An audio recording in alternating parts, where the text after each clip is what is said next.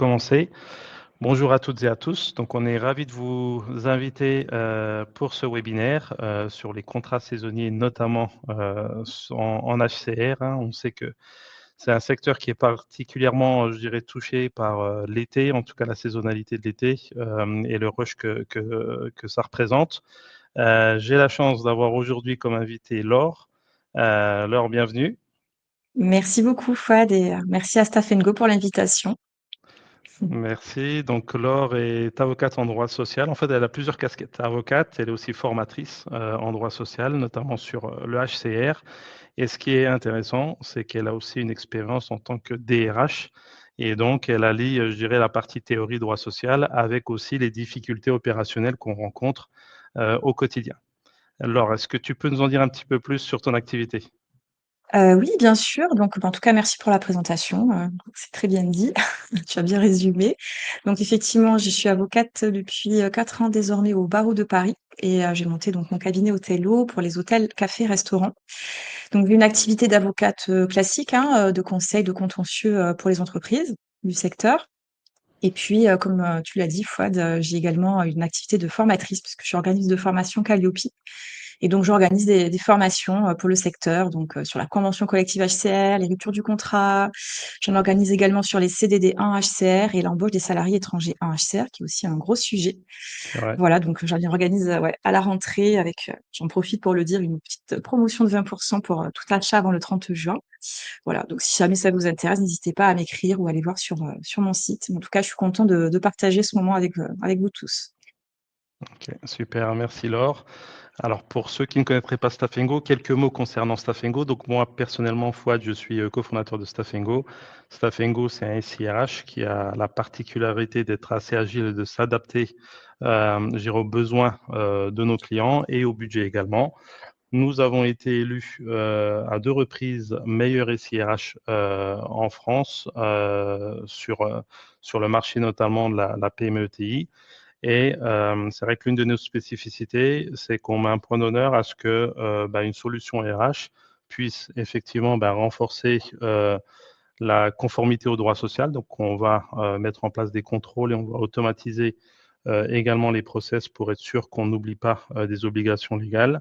Mais c'est surtout le but, c'est de pouvoir le faire avec un retour sur investissement quasi immédiat. Donc, c'est pour ça qu'on a poussé aussi très très fort, l'automatisation des tâches répétitives, de la saisie, la ressaisie vers les logiciels de paye.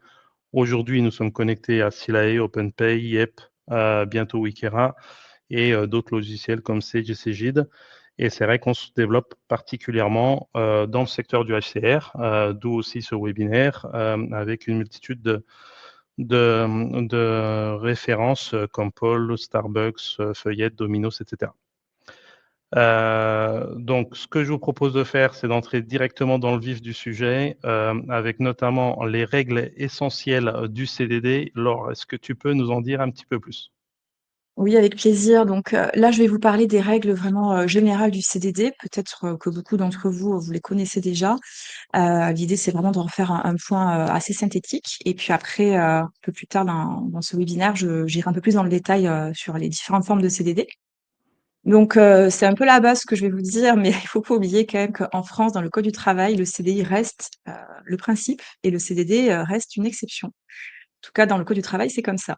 Donc, lorsque vous embauchez un CDD, il faut faire attention de toujours se poser la question, est-ce que je suis pas en train d'embaucher un CDD alors que je devrais finalement embaucher un CDI? Un CDD, il peut pas avoir pour objet de pourvoir un emploi, nous dit le code du travail, qui est lié à l'activité normale et permanente de l'entreprise. Donc ça, c'est un peu la base, mais je pense que c'est important à répéter parce que parfois on l'oublie, surtout dans le secteur HCR où ça va très très vite. On peut oublier cette règle fondamentale. Donc typiquement, si vous vous retrouvez sans plongeur parce que votre plongeur a démissionné ou que vous ouvrez un restaurant, vous n'allez pas prendre un plongeur en CDD parce qu'en fait, c'est l'activité normale de votre entreprise que d'avoir une activité de restauration. Donc, c'est un exemple un peu caricatural ce que je prends, mais il faut toujours se poser la question. Si vous avez des CDD, je sais pas, moi, vous avez 4 CDD toute l'année, pendant plusieurs années sur un poste à la housekeeping, donc en forme de chambre, là, il faut quand même se poser la question, est-ce que vous n'êtes pas finalement en train de pourvoir l'activité normale de l'entreprise? Donc, c'est vraiment la base, mais je pense que c'est important de se poser cette question d'abord.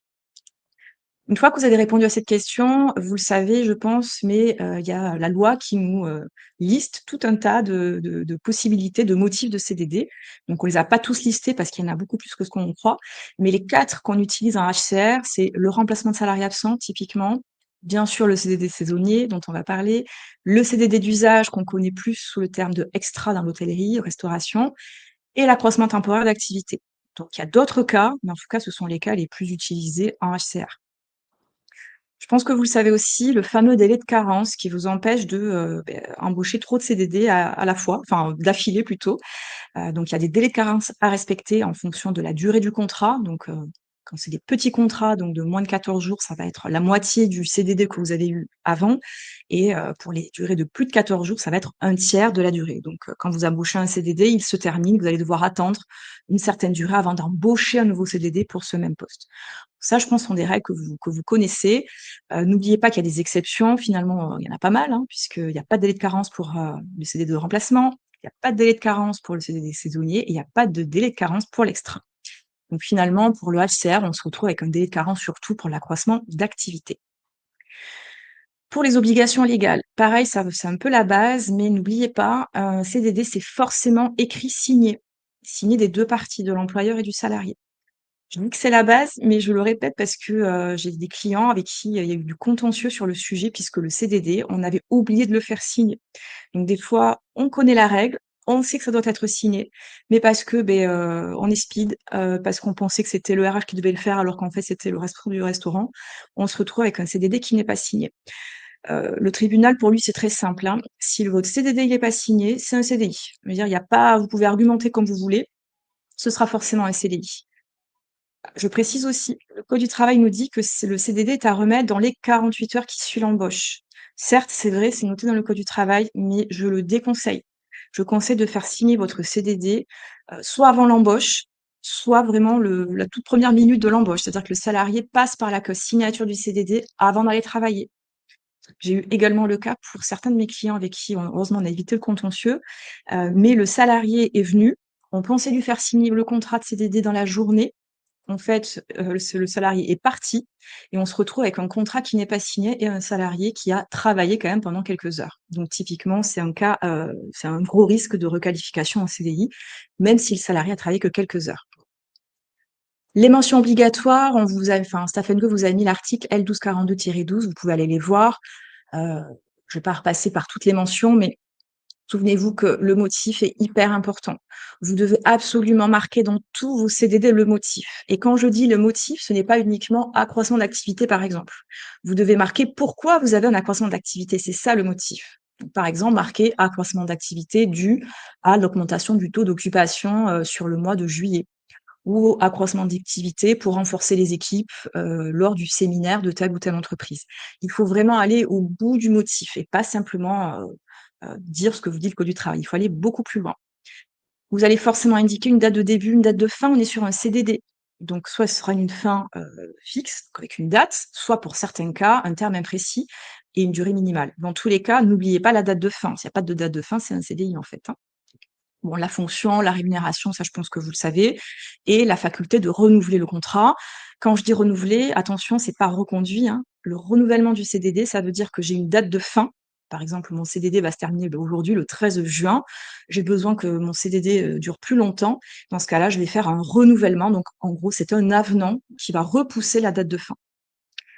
Et on vous l'a mis, mais je pense que vous le savez, c'est un peu la base aussi. Important, bien sûr, on fait une DPAE avant l'embauche, à chaque fois, d'accord?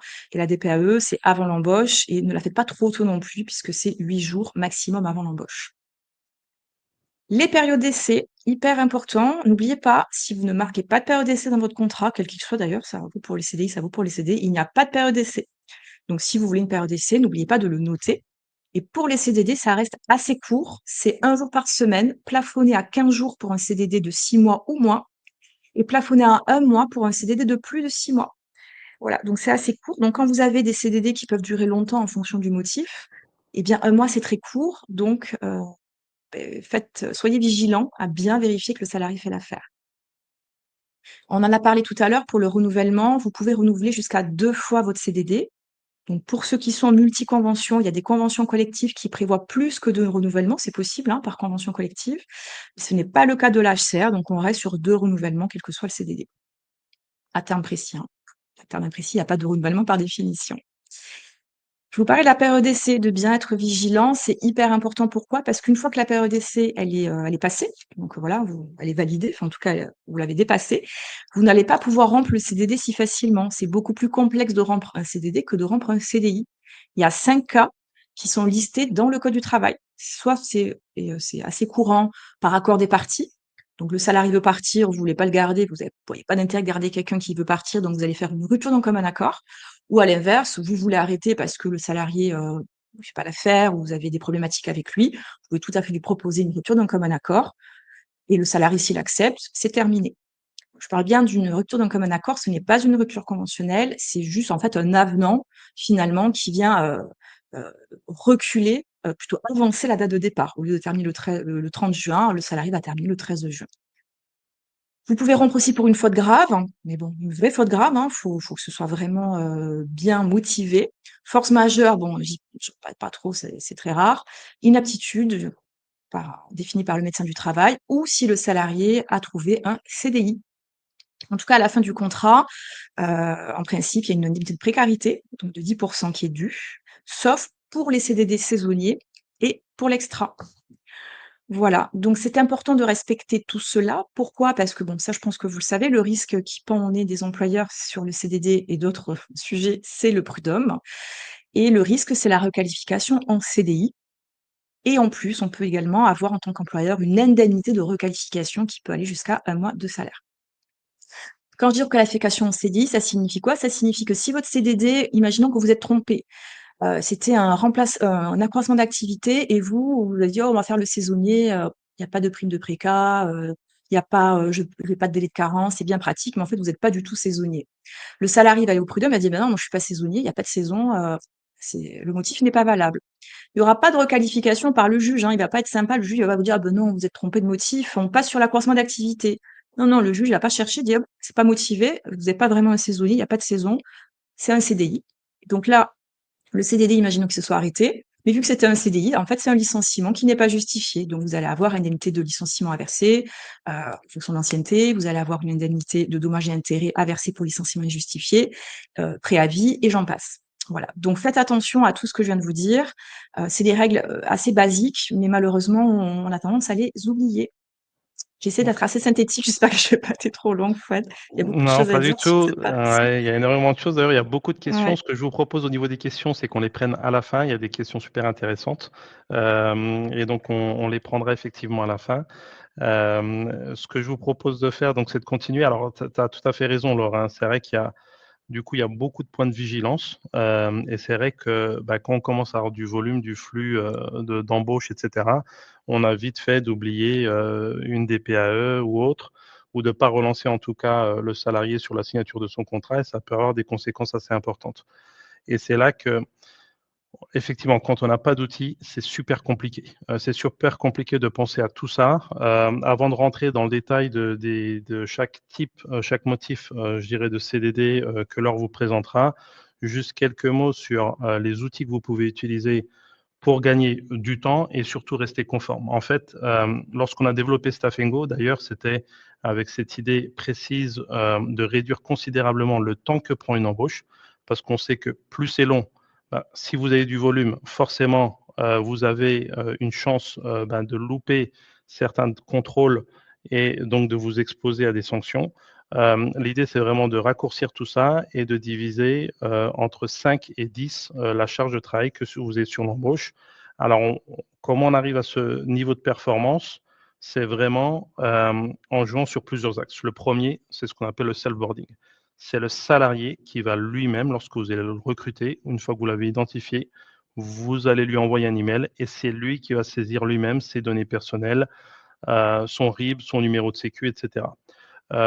Au début, on a rencontré quelques difficultés, notamment avec les salariés étrangers. Donc là, on a élargi le nombre de langues dans lesquelles Stafengo existe, et vous avez des langues comme le polonais, le portugais, le turc, etc. Des langues qui sont, bon, des fois quand le salarié est étranger, il ne maîtrise pas très bien le français. Donc l'idée, c'est qu'il saisisse quand même lui-même ces données grâce à la traduction. Ensuite, une fois que vous l'avez fait, vous allez pouvoir émettre votre DPE. Et là, ce qui est intéressant, c'est que un manager pourrait même lui-même directement émettre la DPE depuis son smartphone, pas forcément besoin d'ordinateur.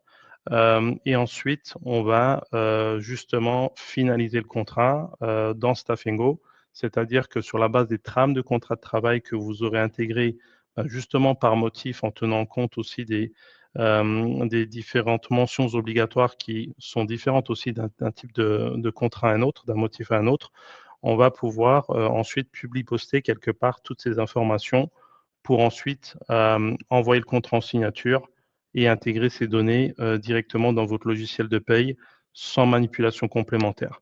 C'est là que ce que je disais tout à l'heure, notre objectif, c'est quoi? C'est renforcer la conformité. Là, la DPE part automatiquement et le contrat est signé électroniquement par le salarié. Et s'il n'est pas signé électroniquement, le jour de l'embauche, en fait, le manager reçoit un email en disant attention, le salarié n'a pas signé son contrat, faites-le signer dès qu'il arrive, c'est ce que disait Laure tout à l'heure. Ça évite d'oublier de faire signer le contrat et de s'exposer à une requalification en CDI.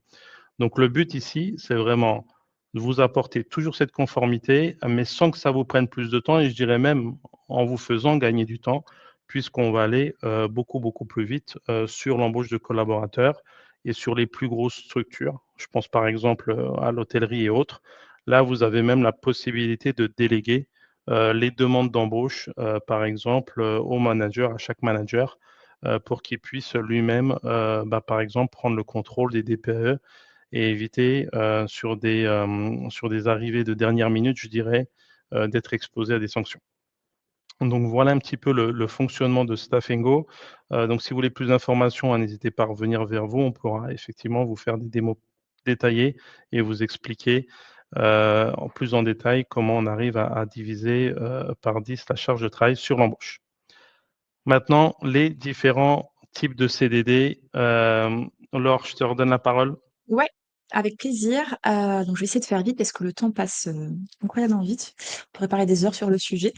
Alors le CDD saisonnier, commençons par lui. Donc je vous ai, enfin, on vous a mis les articles, hein, du code du travail, en orange là et de la convention collective. Donc pour faire, court, déjà la base, un contrat saisonnier, c'est quoi? C'est un contrat, qu'on peut faire lorsqu'il y a une variation d'activité, donc en gros un accroissement d'activité finalement, une augmentation d'activité, qui se reproduit, de manière régulière chaque année, cyclique. D'accord? Mais ça peut aussi être un accroissement d'activité, hein. On peut tout à fait avoir un accroissement d'activité qui soit cyclique chaque année. Par exemple, je sais pas moi, vous êtes, dans une ville, au milieu de la France, et en novembre, vous avez, des salons, donc tous les mois de novembre, vous savez que vous avez un accroissement d'activité. Donc ça, c'est un petit peu, ça peut être un peu tricky. Ce qui va distinguer l'accroissement d'activité du CDD saisonnier, c'est que le saisonnier, lui, ce cycle, cet accroissement d'activité cyclique, il va être dû aux saisons, au rythme de vie collectif, nous dit le code de travail, donc en fait, des vacances. Typiquement, voilà, un CDD, à la montagne, un CDD à la mer, à Saint-Tropez, et cetera, on sait que ça va être saisonnier puisque ça traque, enfin, il y a énormément, de touristes qui arrivent. Donc j'ai vu passer une question, donc il y a beaucoup de questions, j'ai pas eu le temps de tout regarder, mais j'ai vu est-ce que qu'en est-il sur Paris? Alors, il peut y avoir plusieurs avis sur la question, mais moi, pour Paris, on n'est pas en saisonnier. On n'est pas en saisonnier, parce que, Paris, il va y avoir du monde, un peu tout le temps. Alors certes, il va y avoir des mois creux, voilà, mais il y a pas forcément une saison d'été, une saison d'hiver aussi marquée. Donc moi, je le tenterai pas, peut-être certains le font, mais, en tout cas, c'est pas quelque chose que je recommanderais. Donc c'est important d'avoir cette saisonnalité-là pour bien distinguer l'accroissement d'activité classique de l'accroissement d'activité saisonnière, où là, on peut faire un CDD saisonnier. Le CDD saisonnier, il peut être à terme imprécis, donc jusqu'à la fin de la saison, ou à terme précis, c'est-à-dire de date à date. À vous de voir. Moi, c'est vrai que j'ai un DRH, je préférais le date à date. Je trouvais ça beaucoup plus facile que le terme imprécis. Je trouvais ça un peu plus compliqué à gérer. Mais voilà, j'ai des clients qui font du terme imprécis, qui s'en sortent très bien. Il y a pas de difficulté. Le code du travail, vous allez pas trouver de durée minimale ou maximale, hein. C'est pas prévu. Le ministère du Travail, alors je crois que c'est très ancien, avait dit qu'une saison, c'était 8 mois maximum. la convention collective nous dit c'est 9 mois. Donc en gros, ne dépassez pas 9 mois. Une saison qui dure plus de 9 mois, on n'est plus vraiment sur une saison, on est plus sur une activité normale de l'entreprise que sur une saison. Vous comprenez l'idée. Attention, c'est pas parce que je vous dis que c'est 9 mois maximum que vous pouvez faire 9 mois les yeux fermés. Si vous êtes à Saint-Tropez, que vous embauchez un CDD saisonnier en janvier pour qu'il finisse 9 mois plus tard, vous allez: «Oui, mais j'ai pas dépassé les 9 mois». Oui, sauf que vous l'avez embauché en janvier. C'est pas vraiment la saison janvier, hein. En tout cas pas à Saint-Tropez. Donc vous comprenez bien ce que je veux dire, hein. Les 9 mois, c'est une limite, à pas dépasser, mais ça veut pas autant dire c'est pas parce que vous la dépassez pas que vous êtes bon. Il faut toujours vraiment vous caler à la saison et il va falloir le prouver devant les prud'hommes, hein. S'il y a un problème, il va falloir vous montrer: «OK, monsieur le juge, voilà, je vous dis que c'est la saison, regardez mon taux d'occupation», par exemple. Je suis passée de, 10 telle date à, d'un coup à 90.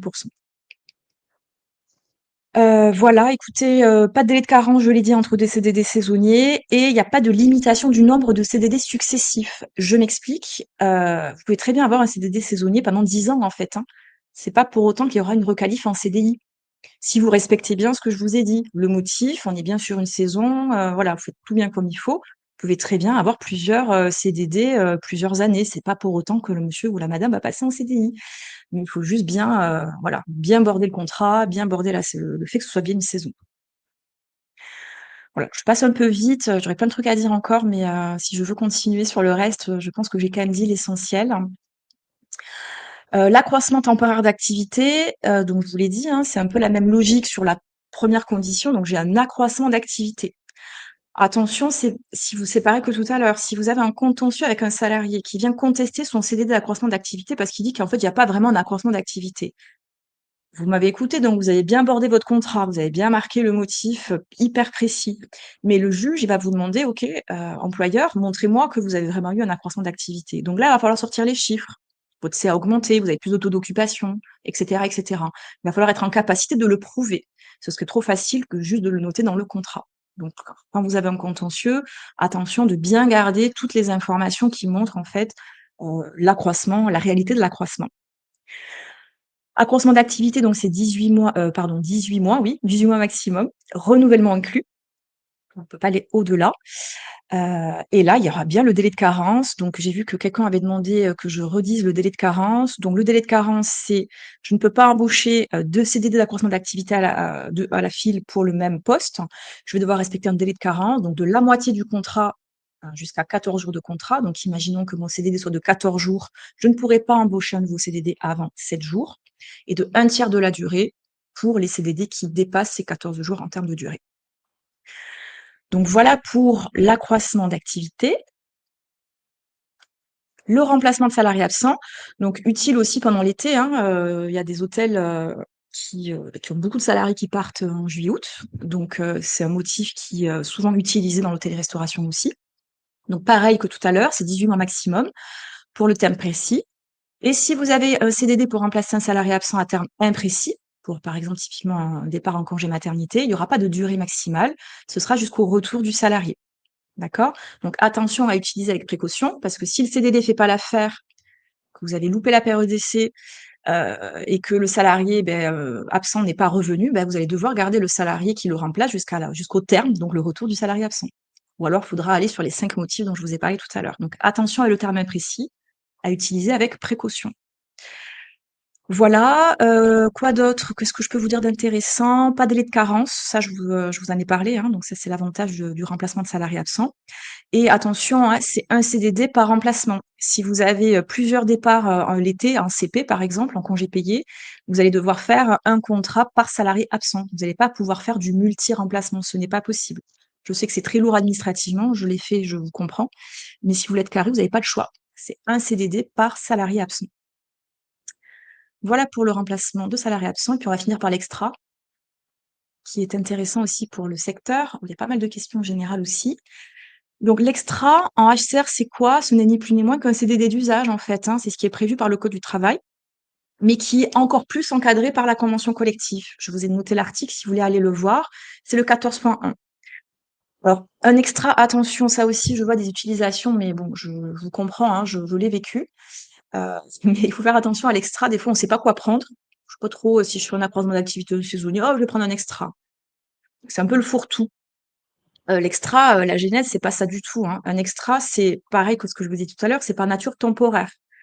La convention nous dit c'est quelques heures, un jour, plusieurs journées consécutives. Elle ne fixe pas de limite sur le nombre de journées, mais vous comprenez l'idée.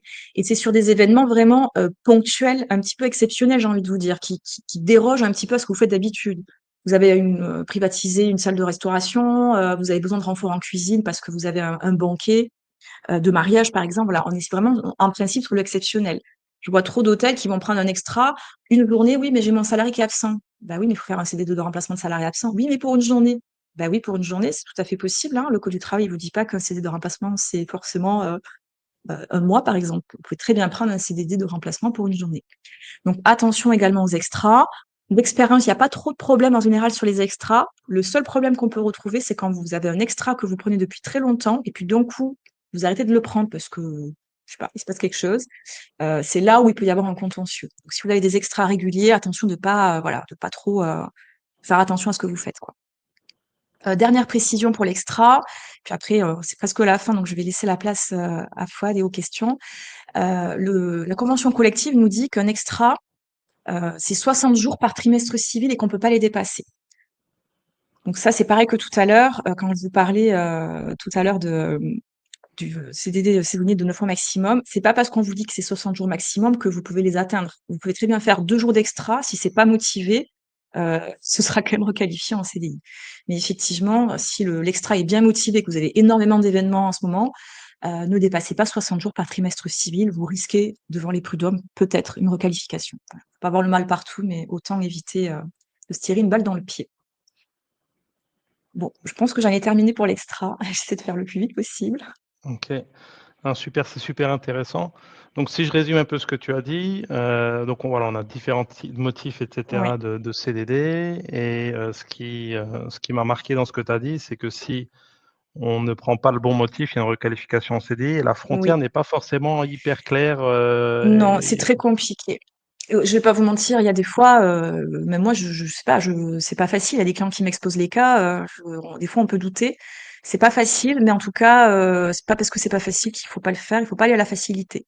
Il faut toujours se poser la question et 90% du temps, on a des chances d'avoir le bon motif. Et des fois, si on n'a pas le bon motif, ben, c'est peut-être que c'est un CDI, en fait. Ouais, tu vois ce que je veux dire? exactement, Si on n'est pas capable d'avoir exactement. un motif, c'est que c'est certainement un CDI. OK, donc il faut être très rigoureux là-dessus, super Très rigoureux. intéressant. Donc une fois qu'on a, effectivement, embauché le salarié, donc c'est ce que nous on appelle le pré-boarding, hein. Donc le pré-boarding, j'ai expliqué tout à l'heure. D'ailleurs l'heure tourne, donc je vais pas trop m'attarder là-dessus pour qu'on puisse passer un petit peu de temps sur les questions.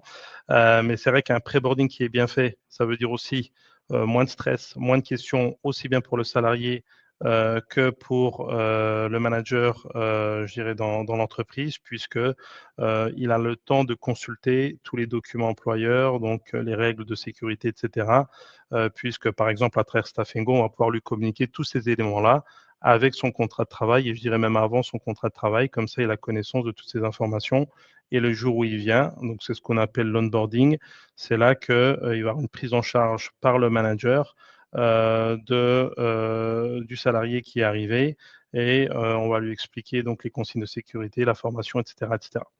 Donc ces phases-là, elles sont aussi importantes. C'est vrai qu'on est moins sur l'aspect juridique, hein, sauf sur le pré-boarding où là, on l'a bien compris, il y a vraiment des prérequis, la DPE, la signature du contrat, et cetera. Sur l'onboarding, c'est plus l'accompagnement du salarié sur son job et sur l'offboarding, là aussi, restez vigilants. Laure en a parlé tout à l'heure, je ne vais pas revenir dessus, mais sur le respect du motif, de la durée maximale, les délais de carence aussi, c'est super important, donc soyez vigilants là-dessus. Et avec des outils justement comme Staffingo, c'est là que vous allez pouvoir aussi faciliter un peu toute cette partie-là, puisque vous allez pouvoir avoir une checklist en fait de tâches que vous allez pouvoir générer automatiquement. Là, je vous montre l'interface de Staffingo. Par exemple, dans le cadre de l'embauche de Bérénice Bejo, là, je vois que j'ai plusieurs tâches que j'ai affectées à, en l'occurrence, Virginie Firin. Vous voyez, on a une belle équipe chez Staffingo et on voit qu'elle a terminé les 2 premières activités. Par contre, la remise du livret d'accueil, le rappel des normes, les procédures internes, toutes ces autres activités ne sont pas encore faites. Donc moi, en tant que RH, j'ai une visualisation sur chacune des étapes du processus d'onboarding du salarié et je vais même pouvoir voir toutes les tâches qui concernent tous les salariés de l'entreprise et pouvoir relancer les managers et m'assurer qu'on respecte bien le droit social, notamment, on parlait tout à l'heure de la signature du contrat, mais c'est également le cas pour tout ce qui va être dispense de mutuelle. Stafengo génère automatiquement l'attestation de dispense de mutuelle, mais il faudra éventuellement la renouveler le cas échéant et on pourra se mettre un rappel justement dans Stafengo pour pouvoir le faire. Donc, soyez vigilants et je pense que voilà, quand il y a du volume, il faut vraiment vous équiper de solutions qui vous permettent de réduire la charge mentale que vous avez et d'éviter aussi des risques prud'homaux qui peuvent avoir des conséquences importantes pour votre entreprise. En tout cas, merci à toutes et à tous. Merci beaucoup à toi, Laure. C'était Et hyper merci pour intéressant. l'invitation. Merci à vous d'avoir écouté. Et on vous souhaite à tous une bonne journée, un bon Mm. week-end. Au revoir. Merci, au revoir.